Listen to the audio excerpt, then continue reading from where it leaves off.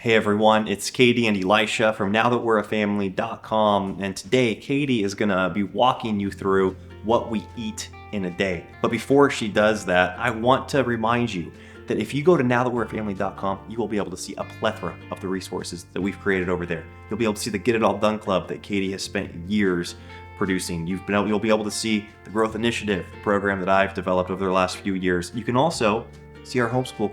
You know what? You can see so many courses. I'm not even going to go through all the things that you can find over at NowThatWe'reAFamily.com.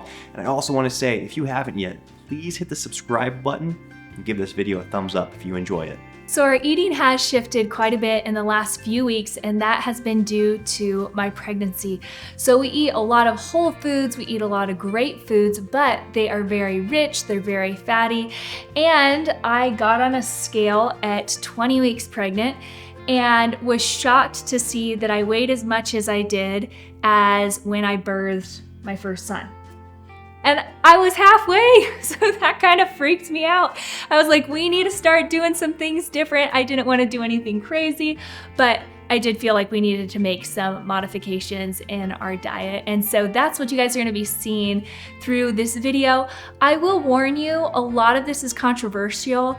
Nothing that I'm going to share today I'm recommending to anybody. This isn't my first pregnancy, and so I have a lot to base my personal health on. I guess I have a lot of experience having 4 healthy pregnancies and knowing when I have energy, when I don't, what's a healthy weight for me at what point, and things like that. So I just want to say that. I know if you're having your first baby or something like that, it can feel very intimidating to see your weight climbing past a point where maybe it's ever been before. I know it was really hard for me, but your body does need to gain that weight. And I know that ultimately I do need to gain that weight. But after a couple months, eating the way that I'm going to show you in this video, I now weigh the same amount that I did when I was 7 weeks pregnant. So I feel like we are back on a great track and I'm excited to keep gaining weight, hopefully have a healthy pregnancy, but I hope that you guys enjoy this video.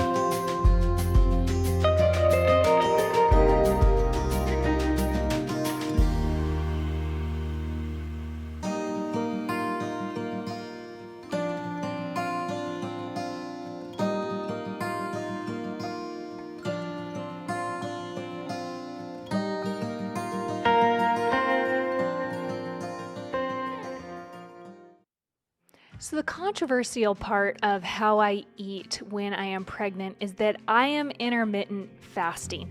This is something that's not recommended for pregnant women for 2 reasons. One, if you do longer fasts, like 17, 18, 19 hours, there's a chance that you might release toxins out of your fat cells or out of your muscles. So I stick to a shorter fast where I fast for 16 hours and eat for 8 hours.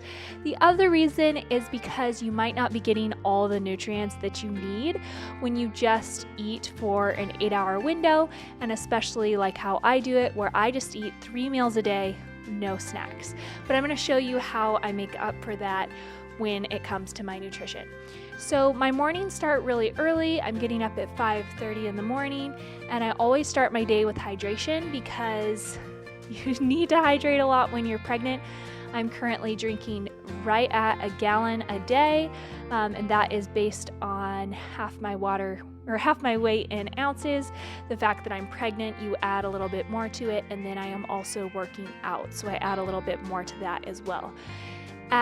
For some of my pregnancies, I've struggled with swelling, and so I am putting in salt here as a natural electrolyte. It just helps move the water around. It makes sure I'm not getting depleted in minerals, and the right kind of salt, not like fast food salt, can really help with swelling. So I do this as soon as I get up. I'm putting in some lime here too, just to kind of flavor my water this morning, and I try to drink between 30 and 40 ounces before I eat breakfast. So I get up, I drink this first bottle here, and continue to hydrate until I eat, which is around 9 or 9:30 in the morning.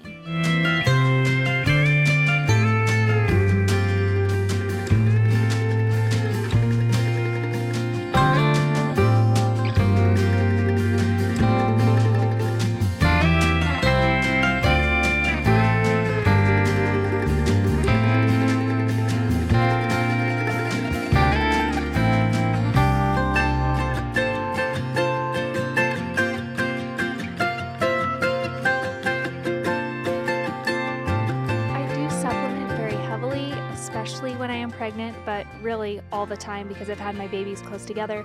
So I like to start off with this probiotic early in the morning. And I love this one because it has unique gel guard technology that makes sure that the probiotics are getting all the way down into your lower intestine instead of being eaten by the stomach acid. So this is a pretty typical breakfast for the kiddos. They love oatmeal and they love serving themselves. So we often will do oatmeal, kefir, sourdough bread with raisins, honey, and raw cow's milk. But on the off day, when we are not doing a form of hot cereal, I come out here to my bulk grain storage and I love to make einkorn, waffles, or pancakes. So we grind our own grains just because that way we can get the most of the nutrients out of them, and my kiddos love to help with this. So I used to just eat everything my kids ate in the morning, but as I came to study health and pregnancy and all those things, I found that insulin resistance really goes up when you're pregnant. It drops back down when you are no longer pregnant. But when you start off the morning with a high carbohydrate meal, which is what I have done my entire life, not only do those carbs burn off real quickly, so you're hungry a lot sooner, but it also will spike your glucose levels and increase your insulin. And when you start off with a sweet breakfast, you're more likely to crave sweet things throughout the day. So for that reason, I stick to making similar meals for my kiddos that I used to make, but then I opt for making a different breakfast later for myself, again around 9 or 9:30, depending on what time I stopped eating the night before. My kiddos love helping me. I love having them help me, and it's just a fun activity that we get to do here in the morning. But even for my kiddos' pancakes, I do like to add a lot of protein, so we can do that through adding cottage cheese, usually half a dozen eggs. I like to add a lot of carrots or blueberries for antioxidants and fiber and other things like that. So it's not burning off as quickly and they are more satiating and filling for the kiddos.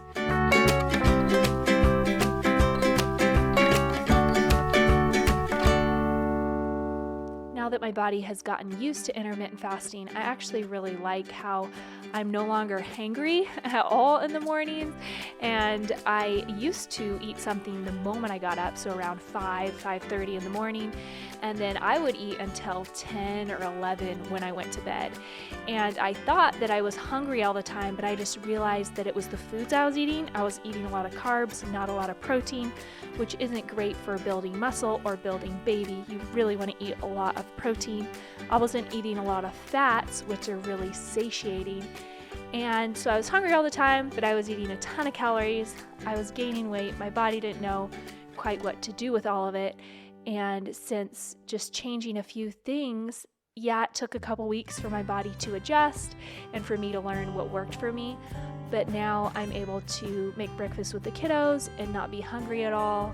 And it's just, I guess it's really improved my food self-control to see the children eating something every single morning, to not eat breakfast with them, and then to eat on my own a little bit later. It makes it easier for me to say no to things throughout the day.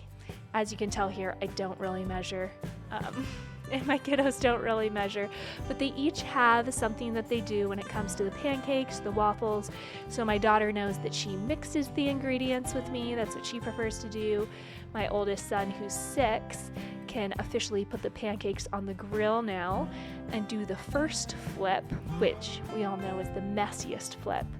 And then Lucy and Lewis, my 3-year-old and 5-year-old, will take turns taking the pancakes off the grill. So it really is a family affair. They help me make the oatmeal if that's what I'm doing, or the kefir if that's what we are making. And breakfast time is just a really special time for all of us to start the morning off slow. And I actually really like that I can focus on making the kiddos food, and then when they're eating, I already was doing our morning time and our reading and our memorization and all of that. And so I rarely was eating a good breakfast anyways. I was just like trying to talk through mouthfuls of food. So with the kiddos eating a little bit earlier, I'm able to just focus on them and then enjoy a lot more peaceful meal when they go out to play after breakfast.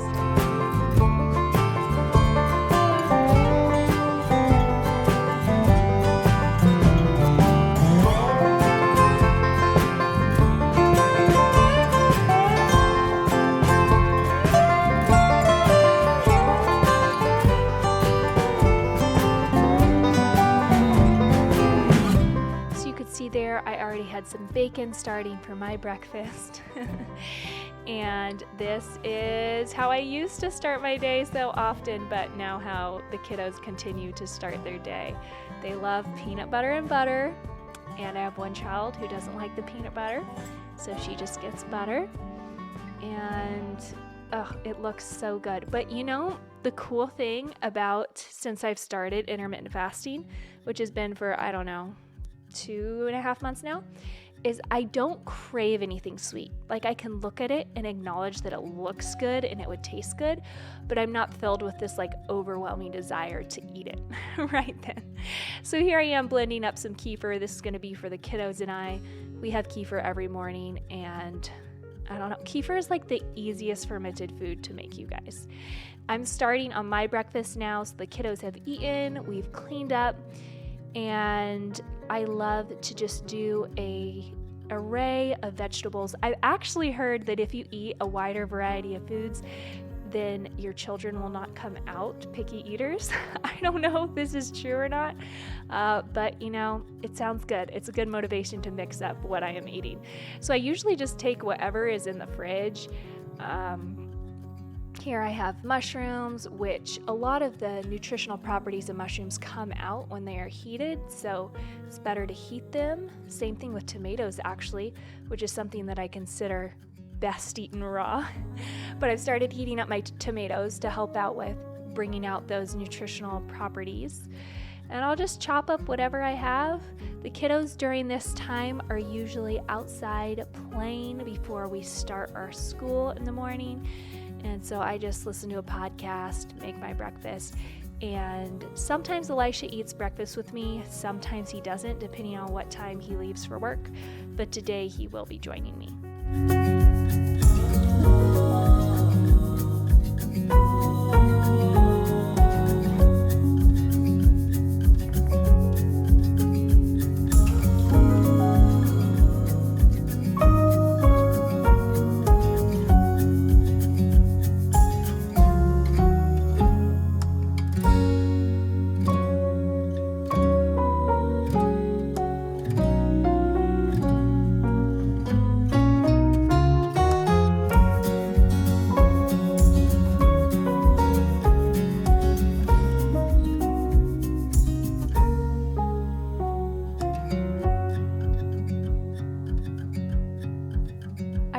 Used to think that if I was making a meal just for myself and not for my whole family, it really wasn't worth it. But, okay, pausing to fill up my second glass of water for today. But now I really enjoy the process, and I think I read so many books on nutrition during pregnancy. A really good one is Real Food for Pregnancy by Lily Nichols. And I just now think of all the nutrients that I'm giving the baby, and it just makes it so worth it. So usually I do about 2 cups of greens in my omelet. Spinach is my favorite, but I was out of spinach, so I'm just doing mixed lettuce greens. I really just do whatever I have in the fridge. And what I'm trying to do here is start off the day with a lot of fiber and also protein. Those are my two main objectives. If I get fat in there for satiation, that's amazing. And I am staying pretty low carbohydrate right now. The main reason for that is because when I eat carbohydrates, they fill me up, but then they don't keep me full to the next meal. And they also kind of take up space when it comes to the amount of nutrients I'm getting in my body, because very few of them have a ton of nutrients but they fill me up, so then I don't have room to eat the other nutrients, if that makes sense. Nutritional yeast and salt are two of my favorite seasonings, so I'm putting those in there. As you can see, I don't whisk my eggs because I don't like to dirty something else. And here's my breakfast. I've got some blueberry kefir, an omelet, a couple slices of bacon, and Elisha is going to have the same thing with me this morning. About 30 minutes after every meal, I do wait for about 30 minutes before drinking water, just so my digestion can be the most concentrated. And then I take supplements. So I take supplements with every single meal. I kind of break them up. I take the Vitality Pack. This is the only salmon oil I recommend for pregnant women because there's no warning label on the back. It has all 8 omega-3s, just like in a fillet of fish. And it's tested for over 200 toxins with an allowable detection limit of 0 parts per billion. So it's ultra, ultra pure. And then I also take this Endurance, which is just basically liver, grass-fed liver, and C.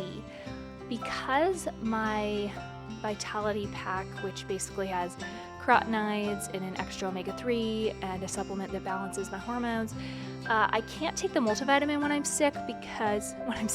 pregnant, because it just makes me a little nauseous. I make sure I'm getting the folate and the iron that comes in that liver there. Okay, so moving on to lunch. This is something that I love to make for myself. Sometimes I have it to the side of my breakfast, but for the kiddos, I'm going to make this very protein-filled, tasty lunch. We're going to do some cottage cheese and get that in there. There's 14 grams of protein in, I don't know if it's I think it's a half cup of this cottage cheese. So it's super satiating. I don't have to put a lot in each of their bowls. And then I heat up the blueberries. This makes them super juicy and syrupy. You could do it on a stovetop. I just did it in the microwave, okay? Don't tell anybody. I get those blueberries going in there. We have some good antioxidants, and it just kind of sweetens the cottage cheese. I also just started making my own Greek yogurt, and this is super tasty with Greek yogurt too. Put in some pecans for some fats, and then I put on cacao nibs for a little bit of fiber and a little bit of crunch.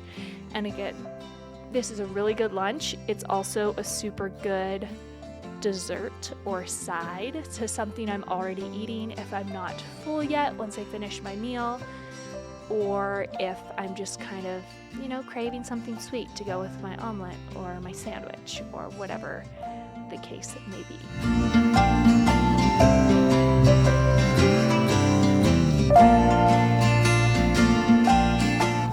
Now for a couple of my bigger kiddos, they might want some more fuel than that, and so I am going to slice up some sourdough, toast that up, put some grass-fed butter on it, and hey, if they're still hungry, they can eat that. But honestly, for the most part, they rarely get through their bowls all the way.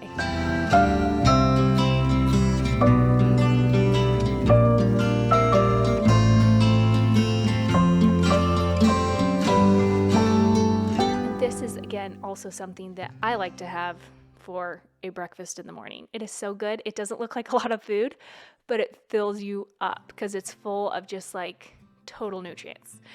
Okay, moving on to my lunch. So I usually wait 4 hours between meals just because I find that pacing is good for me.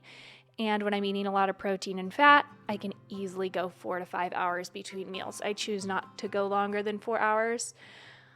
Here's my little start in the windowsill. Not very aesthetic, but very tasty.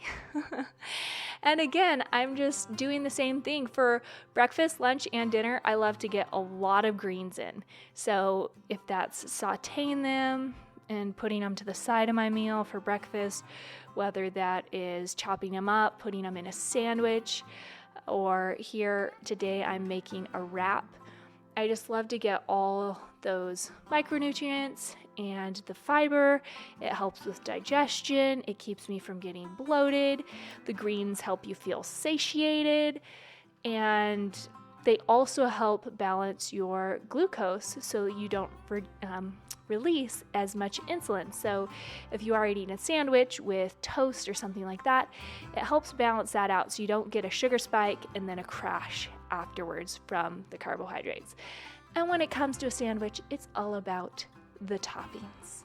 So here are some of my favorites. I also love to do sauerkraut, and I always eat meat at every meal. This is just a great way to get, again, a lot of different nutrients. It fills me up, a great source of protein. Here I have a leftover marinated steak that I'm just slicing up and eating cold, since I don't have any ham on this sandwich or turkey or chicken or anything like that. So here's my lunch on a coconut wrap. I also really like to make my sandwiches on sprouted bread. And then we have my little variation over here of what the kids had with their cottage cheese and melted strawberries and cacao nibs. For my third water of the day, so again, this is about 30 minutes after I ate, I am going to add in electrolytes. This is just to keep my minerals from getting depleted since I am drinking so much water. I'm also working out and help with swelling. I recently started using Element electrolytes, but I do like these as well. They can tend to be a little too sweet, so I usually just do half of a scoop. And then again, I am taking supplements. So I love this stress pack. It's something that took away my nausea, made my nausea manageable, I should say, in my first trimester. And it also really helps with swelling with the B and C. It gives me choline and biotin and vitamin B6 and B12 and magnesium and selenium and zinc. Like, if you read Real Food for Pregnancy, you're going to see the importance of all of these nutrients. And while I love to get them from my food, this to me is just like a safety blanket. I know I'm getting everything I need, and then the food, great. Like, I want to get what I need from food, but if I can be covered with my supplements, that also is just a lot of peace of mind for me. So I did want to show you an example of a different type lunch. So I just showed you kind of my more savory lunch, which is a sandwich with some kind of meat and sometimes a side. But sometimes I am feeling that sweet tooth in the afternoon, where I just want something a little bit sweeter. Again, I always opt for a savory breakfast, so this is my opportunity to kind of have a little treat. So you can do a base of half a banana or pumpkin. I love getting even more protein, so I do cottage cheese, 1 egg, and a little bit of vanilla. Then I just put in some hemp seeds, a little bit of baking powder, some of like a half serving of my protein powder, and a little bit of almond flour and a little bit of cocoa powder. You mix all that together, you put it in a well-greased cup, and you can bake this for 20 or 30 minutes, or you can microwave it, which is what I chose to do. Then I'm going to take the other half of my protein powder for the day, really craving chocolate today, and I am going to put in, again, about 2 cups of greens. Usually this would be spinach. And I'm going to add in some Greek yogurt. This was right before, chia seeds too, that have been soaking for a few minutes. This was before I started making my own, but as of now, my own definitely beats this yogurt for just a little bit of extra protein. Blend that up. I mean, I've got protein, fiber, fat, so good. There's only the stevia that's in the shake as far as sweetening the brownies. Sometimes I'll put in some stevia sweetened chocolate chips if I'm really feeling a sweet tooth. And there you have a super tasty sweet but filling and satiating lunch. This is what I go for when I want something kind of sweet in the afternoon. Okay, and then when it comes to dinner, you cannot beat salmon. And a good salad, again, a big salad. I always eat my salads first. This fiber goes in and it helps balance everything else that you eat afterwards, making sure that your glucose and your insulin doesn't spike. So I'm going to go ahead and chop that up, and the whole family eats the same thing for dinner. It just simplifies things for me. Sometimes I will add an extra carb to the kids and Elisha's plate, but other than that, we all eat the same thing. So tonight for the salad, I'd love just throwing in a nut. I'm doing pecans. I love to throw in a cheese. You can do blue cheese, goat cheese. Tonight I'm doing feta. And then for a crunch, you could do dried fruit. Tonight I'm doing pumpkin seeds. I'm also doing a little bit of flax here. Again, variety is the spice of life, so I love to mix it up with my salads. And then I home make my dressings. So this is just Dijon mustard, olive oil, balsamic vinegar, salt and pepper, and some maple syrup. You don't really have to measure, you just kind of taste it as you go. And then salmon is like the easiest meal to make, and it is so good. And I don't even like fish, so that says a lot. You just have to broil it for about 5 minutes on each side. I scrape the skin off because we aren't huge fans of skin in our house, but you just put butter on each side and lemon pepper. Oh, and let me tell you, you guys, this is packed with protein and is so, so tasty. So for my protein goals, I try to get 80 to 120 grams of protein in a day for baby, and also just for supporting my muscles as I'm working out. So I made some cornbread real quick too. You guys can see I put that and some wild rice on my husband and all the kids' plates. My husband has a hard time filling up if he doesn't have that extra carb source. But for me, I just opt for the wild rice. And yeah, I just feel like this totally fills me up with the cottage cheese. I eat a lot of cottage cheese. I'm glad I don't have a dairy allergy, or that would be a problem.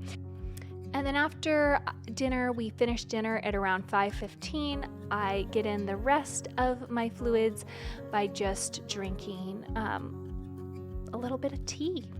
And it also is kind of a flavorful way to end the evening without something sweet.